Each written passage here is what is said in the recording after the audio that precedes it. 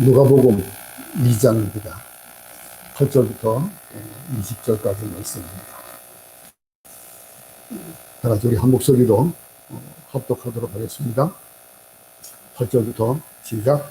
그 지역의 목자들이 밤에 밖에서 자기 양떼를 지키더니 주의 사자가 곁에 서고 주의 영광이 그들을 두루 비추며 크게 무서워하는지라. 천사가 이르되 무서워하지 말라. 보라, 내가 온 백성에게 미칠 큰 기쁨의 좋은 소식을 너에게 전하노라. 오늘 다윗의 동네에 너희를 위하여 구주가 나섰으니 곧 그리스도 주시니라.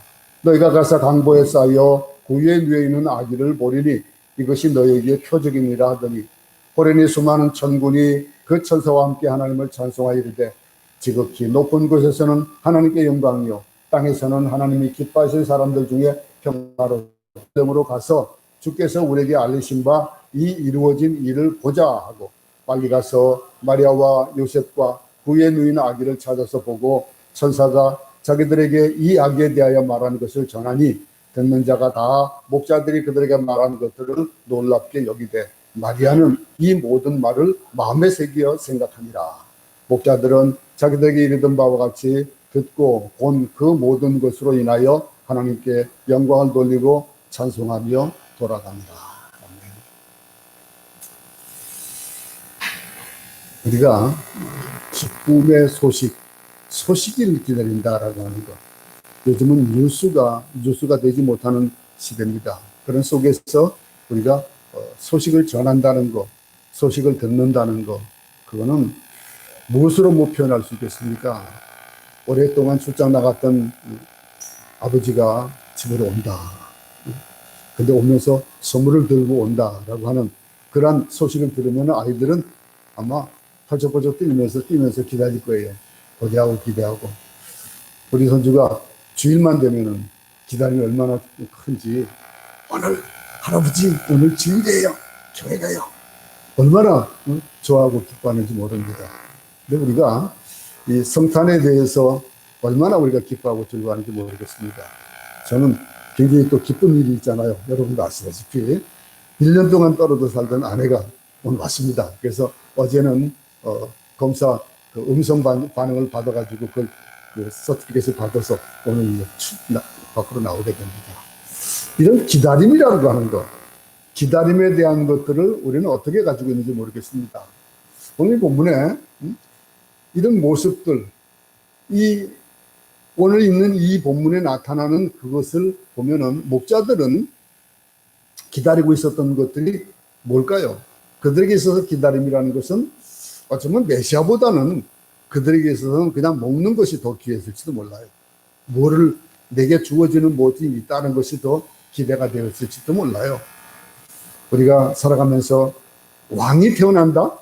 이 모습에 대해서 오늘 이 세상의 구주가 되시기 위해서 이 땅에 오신 예수님의 탄생 기사가 기록이 되었습니다. 물론 이제 마태복음과 누가복음의 중심대에 있는 예수님의 오심에 대한 기사들을 쭉 보지만은 이 때가 누가복음 2장 1절부터 3절에 오늘 뭐 봉독하지 않았습니다만서도 보시기 바랍니다. 1절부터 3절에 그 때를 기록하고 있는데 그 때에 가이사 아구스도가 영을 내려 천하로 다 호적하라 했으니 이 호적은 구레노가 수리아 총독이 되었을 때에 처음 한 것이라. 모든 사람이 호적하러 각각 고향으로 돌아갔네 그랬습니다. 예수님이 태어나실 당시에 세상의 왕이라고 할 수 있는 사람은 한 사람밖에 없었어요. 그 로마의 황제인 가이사 아우구스도입니다.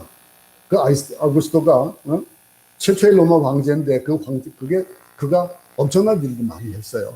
엄청난 일을 많이 하고 우리가 잘 아는 폭스 로마나라는 얘기 있잖아요. 로마의 평화라고 하는 거. 이 로마 시대의 평화라고 일컫는 지금까지도 팍스 로마나가 이루어지듯이 얘기되어지듯이 그만큼 그는 통치자 중에서 굉장히 위대한 사람 중에 한 사람입니다. 그가 로마 제국 안에 그 내란이 또 일어났을 때 그 내란도 종식시키고 또 로마 제국을 확장해 나가는 그런 일들을 행했습니다. 그는 예수님 오시기 전 27년부터 예수님 오시고 나서의 14년까지 그렇게 한 40년 동안을 통치할 정도로 아주 통치를 잘하던 그런 황제입니다. 근데 세상의 왕이다, 세상의 구주다 라고 하면서 그가 왕이었었어요. 세상의 구세주다라고 일컬었습니다. 그래서 뭐 동전에까지 그렇게 기록할 정도의 그런 사람이었습니다. 근데 이 아구스토는 세상의 왕일 뿐만 아니라 구주로서도 불림을 받았었는데 시처럼 받들어진 거예요. 근데 그가 가져온 평화, 그 평화는 그건 한정된 평화고, 그 평화는 많은 이들에게 기쁨을 주고 즐거움을 주는 평화가 아니에요. 그 일들, 그가 가져온 평화, 그거는 전쟁을 통해서 얻은 평화거든요. 그렇기 때문에 살인하고 사람을 죽이고 가졌던 그런 평화, 그 평화는 참된 평화가 되어질 수 없는 겁니다. 사람들이 기대하는 그런 세상의 왕이 가져올 평화는 이들에게 있어서는 더 많은 세금이 붙어지고 더 많은 그런 힘을 통해서 가져오는 평화는 그 힘을 백성들부터 끌어들이는 그런 힘이에요. 그런 힘으로 오는 평화는 백성들에게는 달갑지 못하죠. 그래서 오늘 본문에서처럼 아구스토는 더 많은 세금을 걷어들이기 위해 가지고 한 일이 호적을 정리하는 일이에요. 머리수를 세는 거예요.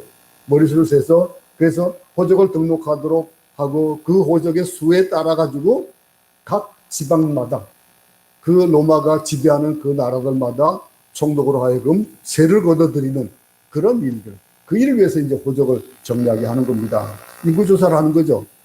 인구조사를 하고 그러면서 그 숫자에 따라 가지고 인도세가 지어지고 그 나라마다 그 속국에서 올려지는 로마로 보내지는 그 일들, 그 돈들, 그 일을 위해서 지금 이제 인구조사가 이루어지는 겁니다. 근데 인구조사에 예외가 될 사람은 아무도 없죠.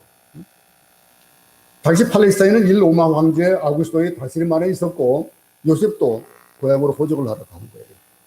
그 상황이 지금 상황입니다. 근데 이 당시 유대인들의 그 관습상 또 우리도 이제 호적을 하는, 우리 본적이라는 게 있잖아요. 원적, 본적이라고. 여러분들 본적은 어디입니까? 근데 저는 원적이 있고 본적이 있잖아요. 태어난 곳이 원적이에요. 그리고 본적은 지금 내가 등록이 되어 있는 원적, 어디 사람이다라고 하는 거. 저는 본적이 서울에 있습니다. 지금 서울로 되어 있고 서울 숭인동. 근데 제 원적은 경상남도거든요. 근데 당시에는 이 출생지에 가가지고 인구조사를 하는 거예요. 그러니까 원적을 찾아가는 거예요.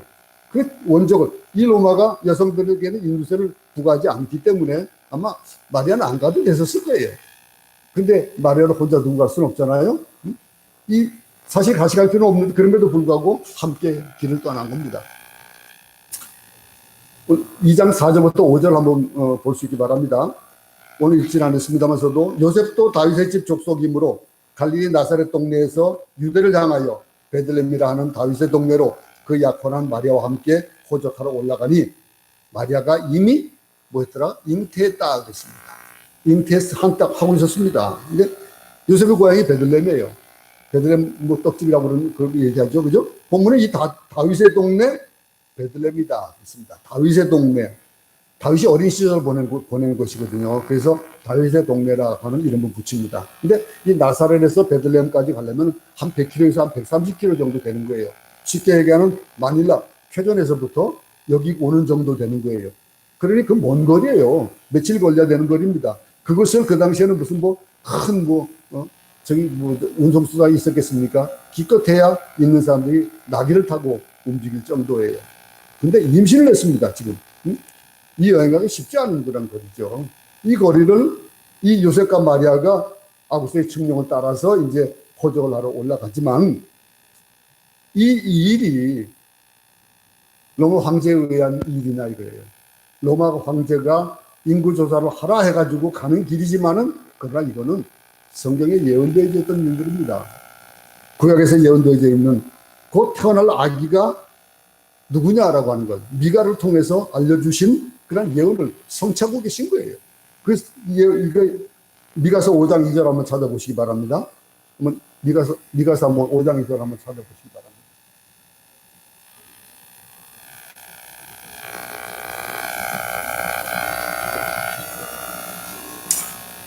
베들레헴 에브라다야, 너는 유다 족속 중에 작을지라도 이스라엘을 다스릴 자가 내게서 내게 나올 것이라.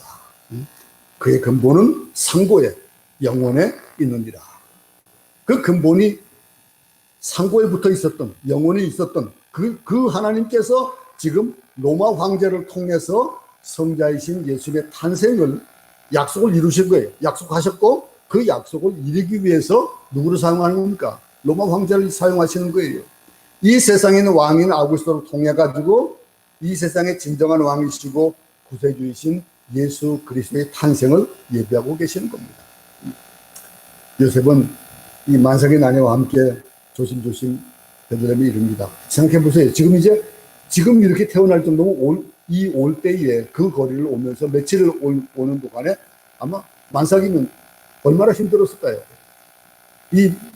조금 임신한 얼마 후에는 운동하라고 그런다고 그러잖아요. 근데 그렇지만은 이때는 운동을 하면 안 될 정도의 그런 때인 거예요. 그런데 이 일을 위해 가지고 갔는데 젊은 부부가 머무르서 곳을 찾아야 될 거 아니겠어요, 이제. 그곳에 무슨 친척이 있었다는 얘기도 없고, 이게 머무를 곳이 없었다는 얘기잖아요. 머무를 곳을 찾는 거예요. 찾는데 아내가 곧 출산을 하기 때문에 출산할 자리가 좋은 자리가 있어야 될 것이고, 산파도 필요할 것이고, 많은 것들이 필요한 때입니다. 그런데 더 좋은 숙박장소를 찾았는데 좋게는커녕 나쁜 것들도 없는 거예요. 지금 빈방이 없는 거예요. 이 일이 머무를 곳이 없는 그들이 구할 수 있는 곳이 뭡니까? 당장 있을 곳이 방이 없으니까 그러면 지붕이라도 있어야 되니까 말구유를 찾은 겁니다. 그러니 이 마구간을 가축을 키우는 마구간밖에 남아있지 않으니까 그곳에서라도 밖에서 야숙할 수는 없잖아요. 그래서 이 마구간에 있는 겁니다. 이 본문을 이 앞에 이제 2장 6절부터 7절 한번 또 보겠습니다. 거기 있을 그때에 해산할 날이 차서 첫 아들을 낳아 강보로 싸서 그 위에 누웠으니 이는 여관에 있을 곳이 없음이라. 앞에 6절부터 7절에 기록되어 있는 말씀입니다. 최악의 상황이에요. 최악이에요. 마구간이 아무리 좋아도 그 마구간 보통 이제 2층으로 되어 있는 집안에 1층이 이제 그 마구간이 있을 수 있고 그렇고 또 개중에는 동굴을 파가지고 마구간을 삼습니다. 그러니까 이 마구간이 어떤 정도인지 몰라요. 동굴을 동굴을 파가지고 그곳에 두는 마구간이라면 환경이 또 어떻겠습니까? 집의 밑에 있는 마구간이라면 그래도 좀 나았을 텐데 안 그러면 어떻겠어요? 근데 그곳에 마구간에 어디에 있어야 됐습니까? 구유에 누웠다. 여러분 구유 아세요? 구유에 대한 개념을 잘 모르는 거예요 아마. 근데 시골에서 사는 분들은 알아요. 볏집을 짜라가지고 그 소나 그 여물을 담는 통 있잖아요. 그 여물을 담는 통이 구유예요. 그러니 그 구유에 누웠다 그랬습니다. 그러니 이 여물통인데 여물통이 음식이 들어가고 그곳이 깨끗하게 비어져 있을지도 어떨지 모르고 냄새가 배었을까지 아무리 깨끗하게 해도 그 여물통에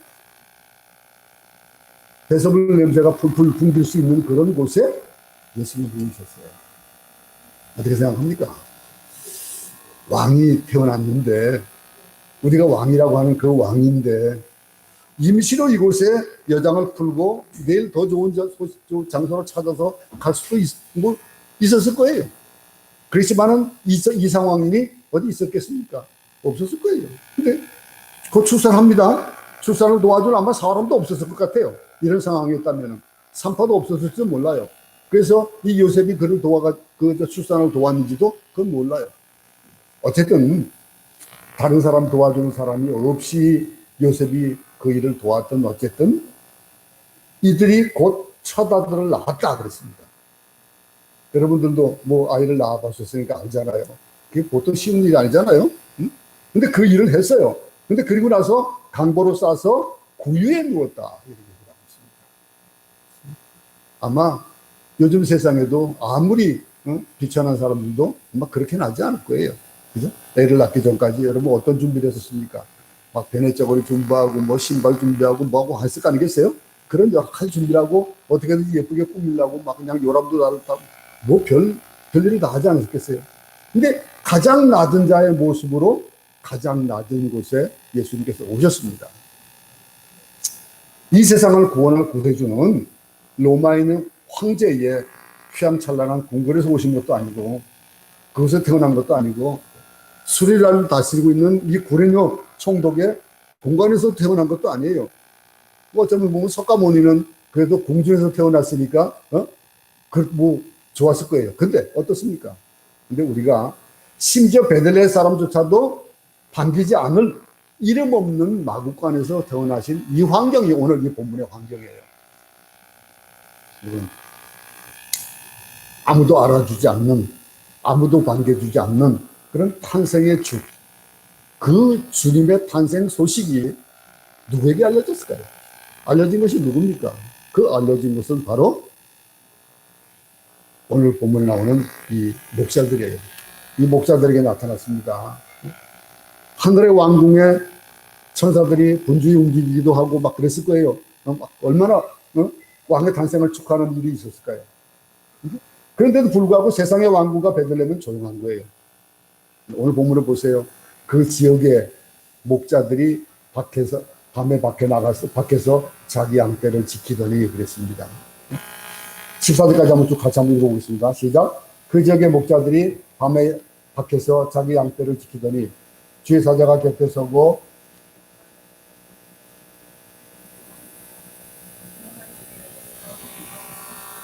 보라, 내가 온 백성에게 미칠 큰 기쁨의 좋은 소식을 너에게 전하노라.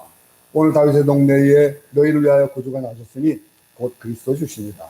너희가 가서 항구에 쌓여 그 위에 누워있는 아기를 보리니 이것이 너에게 표적이니라 하더니 호련히 수많은 천군이 그 천사와 함께 하나님을 찬송하여 이르되 지극히 높은 곳에서는 하나님께 영광이요 땅에서는 하나님을 기뻐하신 사람 중에 평화로도 합니다. 자, 보세요. 목자에게 천사가 와서 알렸습니다. 근데 알리면서 뭐라고 얘기합니까? 어디에 있다고요? 구유에.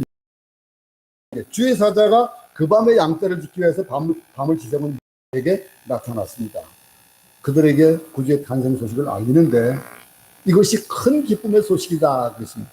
근데 큰 기쁨의 소식이 구유에 누워있는 아기를 왕으로 태어난 그런 아기다 한다면은 일반인들은 어떻게 보슴치겠습니까? 아니, 왕으로 태어났는데 왜 그러냐? 왜 그런 위치에 있어야 되냐? 이 아구스도 그 탄생 소식도 좋은 소식으로 여겨졌었거든요. 그런 논의로 구주가 나셨다라는 표현을 할 정도로 그 탄생에 대한 것들도 왕자들이 태어날 땐 그랬습니다. 근데 지금 천사는 이 세상의 황제의 출장을 말할 때 말하는 그 표현으로 이 베들레헴에서 태어난 이 아기의 탄생을 말하는 것입니다. 그래서 이 세상의 구주다라고 선언하고 있는 거예요. 와닿지 않는 그런 표정들입니다. 여러분 보니까. 이 일이 어떻게 여겨질까요? 아무 개념이 없어요, 지금. 우리 현대를 살아가는 사람들이 이 일에 대한 아무 개념 없이 얘기를 듣는데 목자들은 이 얘기를 들으면서 어떻게 했습니까? 그들은 즉시 일어나서 떠납니다. 갑니다. 우리 같으면 따질 거예요. 아, 왕이 태어나? 그러면 당연히 어디서 태어나야 돼요? 왕궁에서 태어나야 돼요. 왕에게 태어나야 되는 거예요. 왕궁에서 태어나야 되고, 그리고 지금 그곳에 들어갈 수 있을까 없을까를 생각해야 돼요. 응? 그 왕궁에 애가 태어났는데, 왕자가 태어났는데 일반인들이 가서 볼 수 있어요? 없어요. 응? 그러니까 생각해야 되는 거, 지금 우리의 생각으로 보면. 그래서 많은 사람들이 우리 예수님을 비웃는지도 몰라요. 그런데 그것을 우리가 비웃지 않게 할 수 있는 일들이 뭡니까? 우리의 삶을 통해서 그 일들이 믿어지게 하는 것. 그 일도 우리는 있어야 된다는 것과, 사실 이 천사는요, 세상의 황제의 출생을 말하는 그 표현으로 얘기하고 있는데, 이 세상을 구원할 구주가 태어났다. 이렇게 얘기하고 있는 거예요. 로마에 있는 황제의 궁에서 태어난 것도 아니고, 베들레헴에 이름 없는 그것도 마국간에서 그것도 구유에 누워있다라고 하는 말. 강보에 쌓여 구유에 누워있는 아기가 이 세상을 구원할 구세주다. 로마의 호화로운 궁궐에 있는 아구스토나 그의 아들이 이 세상을 구원할 구주가 아니고 지금 구유에 누워있는 아기가 그리스도다라고 얘기하고 있습니다. 여러분, 우리가 예수님의 탄생을 전하면서 예수 그리스도의 탄생이 예수가 누구신지를 전하면서 어떻게 우리는 전하고 있습니까? 예수가 태어나셨어요. 고리에 누우셨어요. 응? 이런 얘기를 하지만은 그것이 세상 사람들이 와닿을까요? 왕을 고대하고 그리고 메시아를 고대하는 그들에게 이 일이 어떻게 여겨지겠냐 이거죠. 그런데 한번 생각해 봅시다. 여러분 저 믿죠? 제가 뭘 얘기하면은 아마 어떨 때는 어떻게 얘기하든 제가 팥으로 매주를 쓴다라고 믿을까요? 안 믿을까요? 내가 개념을 뭐가 있겠지 하고 나를 믿는다면은 뭐가 있겠지 저렇게 말씀하시는 게 뭐가 있겠죠? 믿어줄 거예요. 그죠? 그러면 내가 만약에 거짓말을 하고 늑대 소년 같은 그런 일을 하고 산다면은 믿겠어요? 안 믿겠어요? 안 믿어요. 그렇다면은 우리가 전하는 예수가 구유에 낫건 어디에 낫건 그분이 구주다. 그분이 왕이다. 그분이 이 세상을 구원할 구세주다라고 얘기한다는 것을 믿을 수 있게 해주는 것은 누구의 책임일까요? 우리 믿는 자들입니다. 믿는 자들이 이 일을 증거할 때에 세상 사람들이 그걸 보고 믿을 수 있다라고 한다면 그럼 우리는 복음 전하는 데 있어서 무엇 어렵게 믿겠습니까? 근데 우리 교회가 교회답지 못하고 성도가 성도답지 못하다 보니까 그 일이 믿어지지가 않는 거예요. 세상의 개념으로 하면 말도 안 되는 거예요. 지금 강보에 쌓여가지고 구유에 누웠다. 근데 그가 구세주다. 이것이 큰 기쁨의 좋은 소식이다. 좋은 소식입니까? 무슨 소식입니까? 아무 소식도 안 되는 거예요. 콧방귀 끼는 그런 소식이에요. 근데 성탄절을 맞이하면서 정말로 예수님의 이 땅에 오심이 오늘 우리에게 얼마나 기쁜 소식이냐 이거예요. 그 기쁜 소식으로 들려지는 것이 저 사람 좀 예수가 누구기에 구유에 누인 자가 누구기에 저렇게 기뻐하고 즐거워할까? 여러분들 성탄을 어떻게 기대하고 있습니까? 선물 받는 것만 고대합니까? 아니면 여러분 칸타타 준비했으니까 칸타타 할 것만 기대하고 있습니까? 우리가 예수님의 오심이 우리에게 큰 기쁨이 좋은 소식이 되기 위해서는 다시 한번 우리가 예수님이 이 땅에 오셨으며 왜 오셨으며 또 왜 큰 기쁨의 좋은 소식이냐라고 하는 것들을 우리는 정립해야 된다는 거예요. 내가 구원에 대한 확신, 예수 그리스도가 나의 구주가 되신다는 것들을 믿지 못하면은 이 일은 이루어질 수 없는 거예요. 내가 암이 걸렸는데 내가 이런 약을 먹고 나니까 나았다. 그러면 그것을 전할 때에 어떤 자세로 전할까요? 예? 정말로 나 알잖아. 나 암이 걸려가지고 죽을 건데 내가 이 약 먹고 살았어 라고 한다면 그 세상 사람들이 믿겠습니까? 안 믿습니까? 근데 우리는 그 약의 효능을 못 믿어요. 나를 낫게 했는데도 불구하고 내가 암에 걸려가지고 죽었는데 죽을 건데 그거 먹고 살아난 것을 나는 아는데 못 전해요. 그럼 내가 못 믿고 있다는 거. 어쩌면 우리 성탄절을 보내면서 그런 자세일지도 모른다는 거예요. 생각해 보시기 바랍니다. 하나님과 원수됨으로 말미암아 죄와 사망꾼이 세상에 진정한 평안을 주시기 위해서 오신 그 예수님. 로마 황제 아우구스토가 가져온 로마의 평화는 어떤 평화입니까?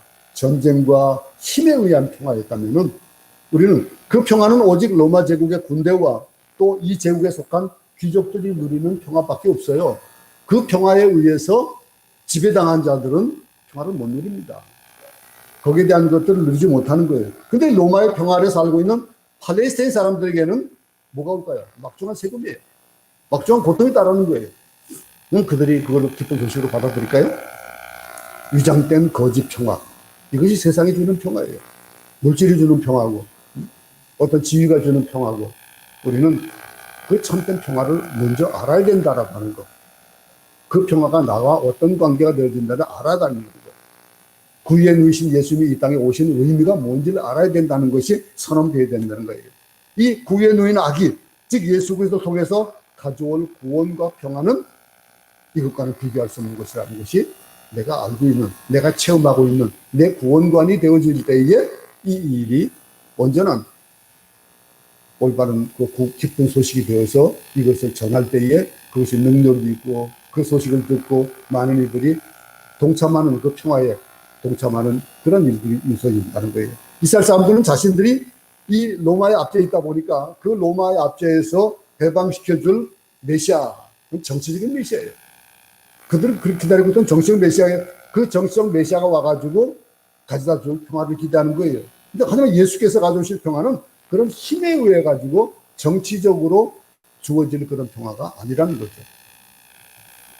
예수께서 주신 지금 아구스토처럼 부와 권력으로 세상을 다스려서 가져오는 평화가 아니라 예수님이 친히 종이 되셔서 이 세상에 오시고 섬김을 통해서 가난한 자, 병든 자, 억눌린 자들을 위해서 오신 이 오심이 나 대신 인간 대신 심지어 자신의 생명까지 주심을 통해서 가져올 팍스 그리스도가 되는 거예요. 참된 그리스도의 평화가 우리 모두에게 있길 바랍니다. 이것이 먼저 되어져야 예수님이 가져오신 평화, 가장 낮은 곳에 가장 낮은 자로 오셔서 이 세상의 죄를 짊어지시고 십자가의 죽음과 부활로 말미암아 가져올 평화, 이 평화, 가장 낮은 모습으로 오신 인간의 몸으로 오신 이 예수님, 그것도 굽게 누이신 그 예수님, 예수님 통해서 그 평화가 임하게 되어진다는 것이 내게 먼저 되어지는, 그래서 예수님 오심은 내게 큰 소식이 되고 큰 기쁨에 좋은 소식이 되어진다라고 하는 것들을 우리는 먼저 생각해야 된다는 거예요. 그걸 생각할 때 오늘 이 본문에서도 이 뭐가 되는 겁니까? 양떼를 지키는 이 목자들은 세상에서 관심 없던 사람들입니다. 그들은요, 심지어는요, 어떤 증인의 삶을 사는 어떤 일이 있어가지고 증인을 세우잖아요. 그 증인에도 못 들어가요. 이 목자들은요. 그만큼 천민들이에요. 근데 그들에게 주어진 이 경배, 성탄을 맞이하면서 이 세상을 구원하기 위해 우리 곳에 오신 그래서 축하하고 경배하는 그 일들, 어떻게 우리가 축하하고 경배하느냐라고 하는 것. 이 세상에 구주이셨지만은 이 세상의 방식이 아닌 종의 모습으로 오셨다. 가장 낮은 자의 모습으로 오셨는데 오늘 이 목자와 같은 자들을 위해서 오셨다라고 하는 거예요. 그들에게 궁중에 있는 자들에게 오신 것이 아닙니다. 세상의 부와 명예와 권력 이런 것들을 추구하고 있는 자들에게는 이 예수님 오실 필요가 없는 거예요. 그 예수님 필요가 없는 거예요. 여러분, 배부른 사람에게 아무리 좋은 음식 갖다 줘보세요. 지금 이만큼 찾는데 먹겠어요? 안 먹어요. 응? 배고픈 자, 그에게는 어떻습니까? 지금 배가 굉장히 많이 고파요. 아침을 안 먹고, 응? 지내다 보면 이 시간 되면 굉장히 배가 고파지는 시간이거든요.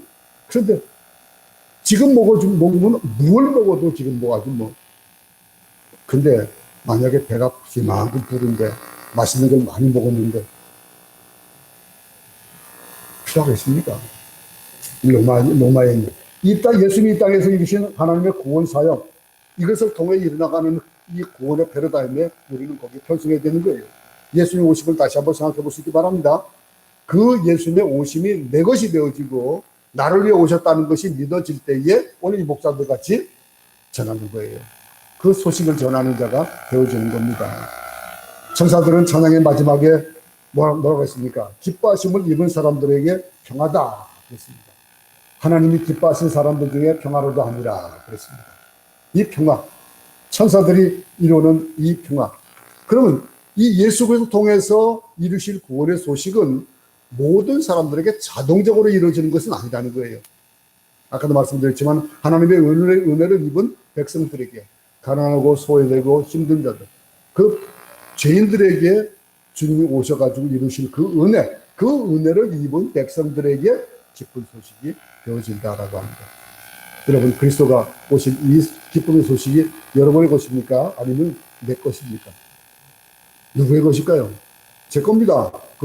그 소식은 내 건데 여러분들 어때요? 목사님도 아니에요, 내 거예요. 그래야 되는 거 아니겠어요? 안 그래요? 그 기쁨의 소식들이 여러분들에게 있을 때에 여러분을 보고 많은 사람들이 저 기쁜 소식,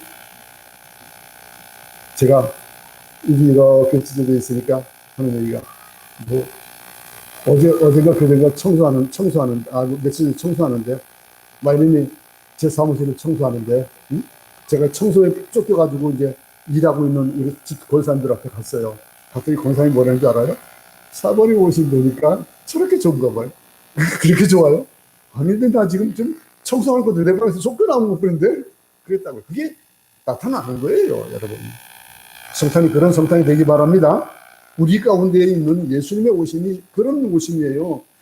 하나님의 사자는 큰 기쁨의 좋은 소식을 목자들에게 알려줬습니다. 목자들이 그들의 예수님이거든요. 이 목자들은 당시의 사회에서 이리저리 밀려다니다가 목자로 전락된 자들이 많은 거예요. 그러니 도둑으로 취급받기도 하고 멸시받는 존재예요. 좀 아까도 말씀드렸지만은 증인도 쓸 수 없고 회당에도 갈 수 없는 자들 중에 한 부류예요. 그들, 이런 비참한 자들, 절망 가운데 소망 없이 살아가는 자들, 어둠과 죽음의 그늘이 있는 자들의, 그들은 예수님의 참빛이고 소망이 되어지는 것은 그들에게 주어지는 것이기, 그들에게는 참 소식이 되어지고 그 기쁜 소식이 되어지는 거예요. 예수님께서 이 세상에 권세 있고 어렵다고 생각하는 사람들 오신 것이 아니라 이런 자들에게는 예수님이 필요하지 않고 바로 이렇게 소외된 자들에게 필요한 그 예수님, 구원에 대한 참 기쁨을 아는 자들, 천사들부터 놀라운 소식을 들은 이 목자들이 어떻게 행했는지가 이어져 나옵니다. 15절부터 계속해서 또 20절까지 다 같이 한 목소리 읽겠습니다. 시작. 그 땅아 하늘로 올라가니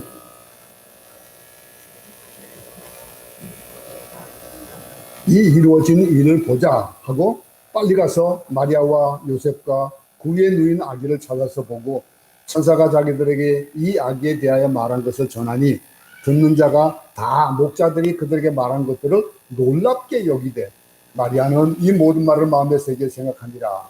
목자들은 자기들에게 이르던 바와 같이 듣고 본 그 모든 것으로 인하여 하나님께 영광을 돌리고 찬송하며 돌아가니라. 천사들이 떠나가자 이 목자들은 베들레헴에 가서 천사가 말한 것을 확인합니다. 그들에게 기대가 있지 않았겠어요? 그들에게 필요한 그 기쁜 소식, 그 기쁜 소식에 대한, 베들레헴 여기저기 다니면서 아마 천사들이 찾아다녔을지 모르겠는데 제 생각에는 아마 바로 그냥 천사들이 알려줬을 것 같아요. 가지고 찾아갔을 것 같아요. 모르겠습니다. 뭐 그 일에 대해서 막 찾아다니고 그래도 박사들도 찾아다녔잖아요. 그죠? 근데 어쨌든 목자들이 천사의 말처럼 강보에 쌓여 그 위에 누워있는 아기를 발견했습니다. 초라했겠죠, 보기에는. 그런데 초라했겠지만은 그 얼굴에 광채가 안 났겠어요? 우리 왜 이 그림 같은 데 보면은 말구에 누우신 예수님의 그 뭐 얼굴에 막 그냥 광채가 나타나잖아요? 막 그랬을 거예요. 네? 그 예수님, 그 천사들이 자기들 말하는 것들을 이제 부모에게 다 전하는 거예요. 거기에 있는 사람들에게 전했는데 다 놀랬다 그러잖아요. 야, 이 소식이 목자들에게 나타났고 들려졌고 이 일들이 인류에서 왔다라고 하는 거. 근데 그들은 놀라움으로 끝났지만은 마리아는 안 그랬어요. 오늘 말을 보세요. 이 모든 말을 마음에 새기어 생각합니다. 이 위대한 약속을 어떻게 이루어질 것인지, 뭐라고 이 하시는 무슨 일을 하실지 이렇게 바라는 것들, 기다리는 마음, 이 마음에 마리아는 아마 가슴이 콩닥콩닥 뛰었을지 몰라요. 예수님께서 이 오신 이 일에 대해서 그 말한 것을 마음에 새기는 목동들은 하나님께 영광 돌리며 찬송을 돌아갔습니다. 아기로 오신 예수님의 첫 번째 경배자가 됐어요. 얼마나 복된 일입니까? 아마도 이들은 자기들처럼 비천하고 소망 없이 사는 자들을 긍휼히 여기시고 구원하시는 그 하나님을 기뻐했을, 즐거워했을 거고 진심으로 찬양했을 겁니다. 구에 누인 아기가 장차 자신들을 죄에서 구원할 그런 구원자가 되신다라고 하는 거죠. 이것을 믿고 들어가는 그들의 발걸음이 어떻겠습니까? 비록 그 춥고 힘든 그런 광야에서 동물들에게서 그런 위험을 받는 그런 속에서도 그들은 즐겁게 기쁨으로 이 일들을 감당했을 겁니다. 이 세상에 참된 왕으로 오신, 이 세상에 구주로 오신 예수의 소식, 그것이 그들에게 참 좋은 소식이었듯이 우리에게도 동일한 그런 기쁨의 소식이 되기 바랍니다. 정말로 세상의 것들로 인해서 마음이 부요하고 자기의 힘과 권력과 명예와 부가 소중하다고 생각하는 사람들에게는 해당되지 않는 이 기쁜 소식. 바울사도는요, 복음의 부르심을 받은 자들에게 이런 얘기를 합니다. 한번 찾아보겠습니다. 고린도전서 12장 6절부터 29절 한번 찾아보겠습니다. 고린도전서 12장입니다.